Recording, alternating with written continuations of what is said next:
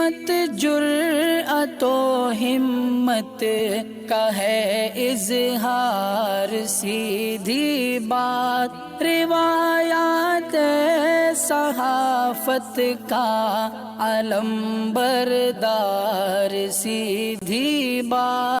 नाज़रीन गिरामी अस्सलामु अलैकुम व रहमतुल्लाहि व बरकातुहू। सीधी बात के ताज़ा तरीन प्राइम टाइम में आप लोगों का इस्तकबाल है। नाज़रीन गिरामी, मैं अंसार अजीज़ नदवी इस वक्त आप लोगों के सामने कुछ अहम तरीन खबरें, कुछ वायरल वीडियोस और कुछ तनकीदी तजज़िये लेकर के हाजिर हुआ। नाज़रीन गिरामी, तमहीदी तफसीलात में गए बगैर मैं आप लोगों से दरख्वास्त कर लूँ, जो हमेशा से आपसे अपील होती है, इस पर आप लोग तवज्जो दें, इदारे को मजबूत करें। सारी तफसीलात नीचे दी जा रही हैं।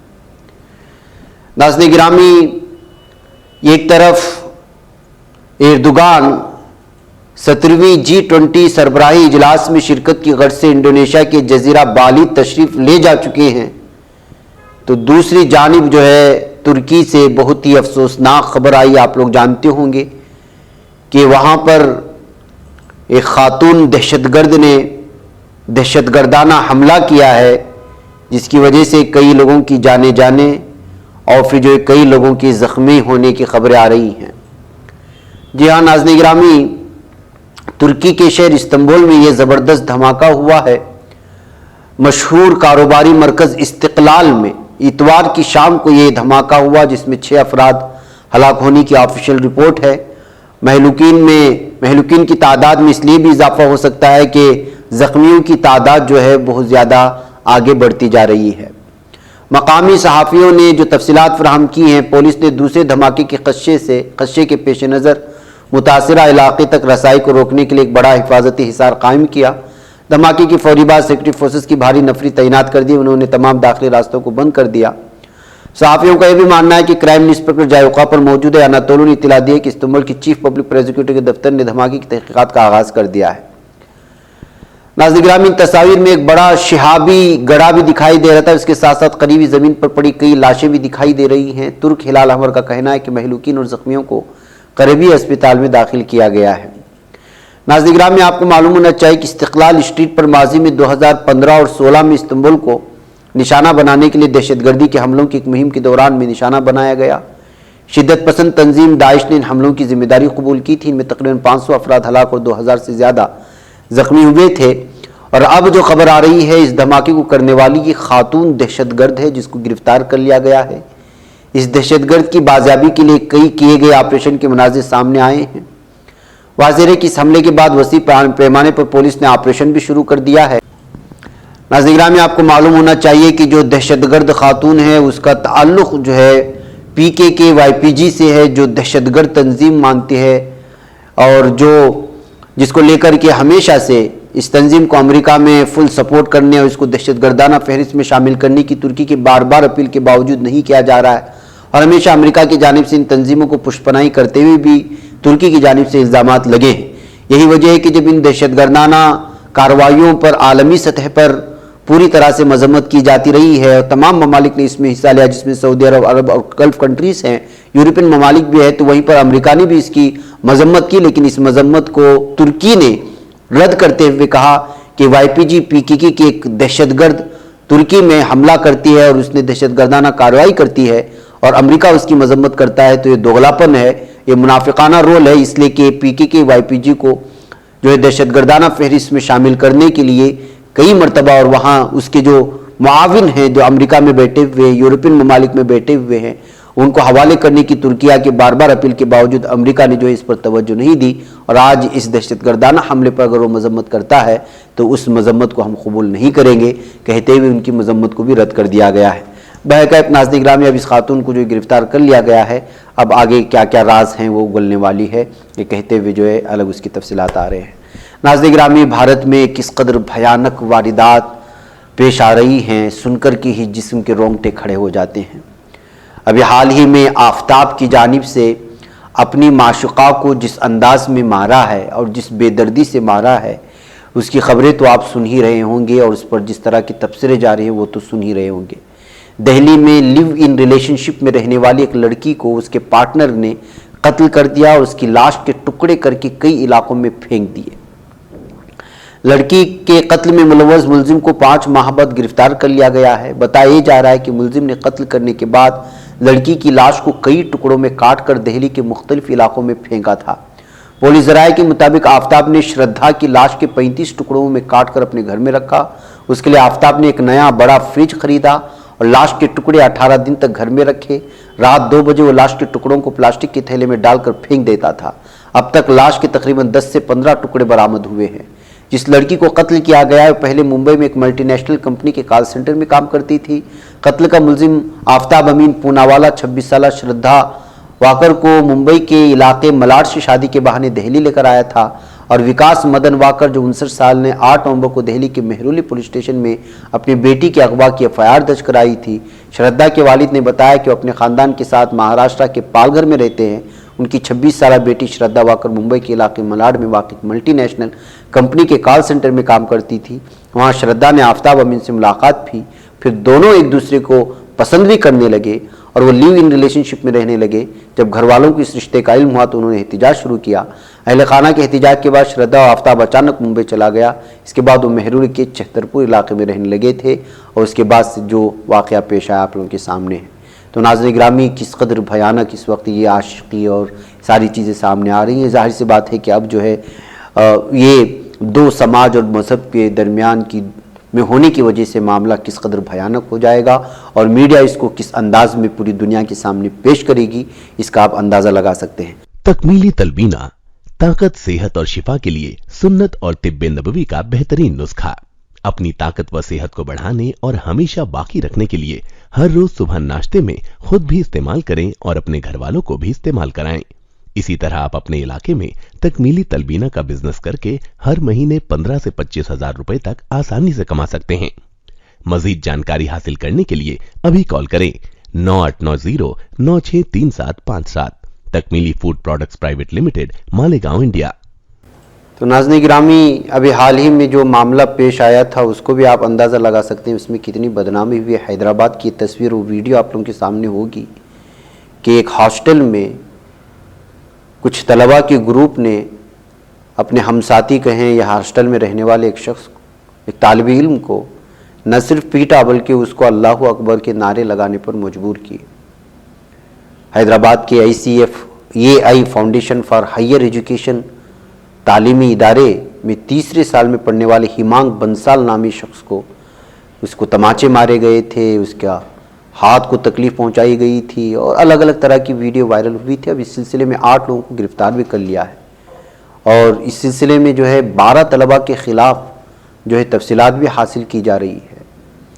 तो नाज़रीन गिरामी, आप अंदाज़ा लगा सकते हैं कि ऐसे बहुत सारे मामले से पहले भी सामने आए हुए हैं जिसमें जय श्री राम का मामला है, ज़बरदस्ती बोलने का और बहुत सारी चीज़ें, और उस वक्त जो हमले होते हैं उसको लेकर के हंगामा मच जाता है और तस्वीरें वायरल होती हैं, वीडियो वायरल होती हैं, उस पर तबसरे होते हैं और जो हमले करते हैं उसके ख़िलाफ़ कानूनी कार्रवाई होती है या नहीं होती है, किस कदर होती है, अलग बात है। लेकिन वही मामला जब उलट मुसलमान करेंगे, मुसलमान तलबा करेंगे तो उसका किस कदर असर होगा। आप गुज़िश्ता 2-3 दिनों से बिल्कुल हैदराबाद के चैनल वगैरह चेक कर रहे होंगे कि क्या सूरत हाल बनी हुई है। नफ़रत फैलाने के लिए मीडिया तलाश में रहता है। सोशल मीडिया में बाकायदा एक विंग ऐसी बैठी हुई है जो हिंदुत्व तंजीमों से वाबस्ता है। मरकज़ी इस वक्त जो पार्टी चल रही है, हुकूमत कर रही है, उसकी बैठी हुई किस तरह कोई मामले मिले और 4-4, 5-5 दिन तक जो है मुसलमानों के ख़िलाफ़ एक माहौल तैयार करने के लिए उनको मवाद मिल जाए। ऐसे में अगर इस तरह की सूरत हाल पैदा होती, वो चाहे आफ्ताब की ये कहानी हो जो जुल्म सितम की उसने इंतहा की है अपने माशूका के साथ, या फिर हैदराबाद के एक स्कूल के हॉस्टल में पेश आने वाला ये मामला हो, इस सब जो है पूरी की पूरी कौम को पूरे भारत में बदनाम करने के साथ ही जो है जो ख़ास करके इस वक्त मजलूम कौम है उसको जो है जालिम बनाने के लिए मीडिया जिस तरह से भी कोशिश कर सकता है वो कर रहा है और आप इसको देख रहे हैं। ऐसे में आप अंदाज़ा लगा सकते हैं कि क्या सिचुएशन पैदा होगी। बहरकैफ नाज़रीन गिरामी, आइए अब एक बीजेपी लीडर को गिरफ्तार कर लिए जाने की खबर आ रही है कलबुर्गी से, कर्नाटका के इलाके से। मणिकंठा राठौड़ ये बीजेपी का लीडर है। इसने प्रियंका खरगे को जो है धमकी दिया था या ये कहा था कि जो है उसको मार दिया जाए शूट करके, फायरिंग करके। पुलिस इस वक्त जो है हैदराबाद में इस शख्स को जो मणिकंठा राठौड़ है उसको गिरफ्तार कर लिया है। इसने जो है प्रियंका खरगे को शूट करके मारने की धमकी दी। नाज़रीन गिरामी, आइए एक वीडियो इस वक्त मैं आप लोगों के सामने रखता हूं। मलून और मरदूद नरसिंहानंद किस तरह से जो है अब राजपूतों से माफी मांगता हुआ नजर आ रहा है। आपको मालूम होना चाहिए कि ये शख्स किसी को भी नहीं छोड़ता, हिंदू धर्म को भी, हिंदू के बादशाहों को भी गाली दे रहा है और इससे पहले मुसलमानों को तो ये बख्शता नहीं है। जबकि इस तरह के लोगों को जेल की काल कोठरी में बंद रखना चाहिए, आज़ाद नहीं छोड़ना चाहिए। जब जब भी इसको आज़ादी मिलती है किसी न किसी कौम को, किसी न किसी समाज को जो है निशाने पर लेता है और बकवास करके हालात को खबर करने की कोशिश करता है। अभी हाल ही में जुबैर की जानिब से इसकी एक वीडियो शेयर की गई थी जिसमें वो राजपूतों को और उस समाज को जो है गलत कहते हुए नजर आ रहा था, जबकि इल्ज़ाम लगा रहा है कि जुबैर ने जो है उसको एडिट किया है। जबकि वो हकीकत में वो वीडियो अगर एडिट होती तो फिर उसको माफ़ी मांगने की क्या ज़रूरत होती। अब देखिए कि किस तरह से जो एक पुलिस और राजपूत के कुछ नौजवान इसके पास जब पहुंच गए तो जो है वो माफ़ी मांगता हुआ नजर आ रहा है। आप इसको आवाज़ के साथ सुने कि जो है किस तरह से ये शख्स जो है एक तो नफरत फैलाता है और नफरत फैलाने के बाद फिर बार बार माफी मांग करके लोगों को उल्लू बनाने की कोशिश करता है। आप इसको देखें।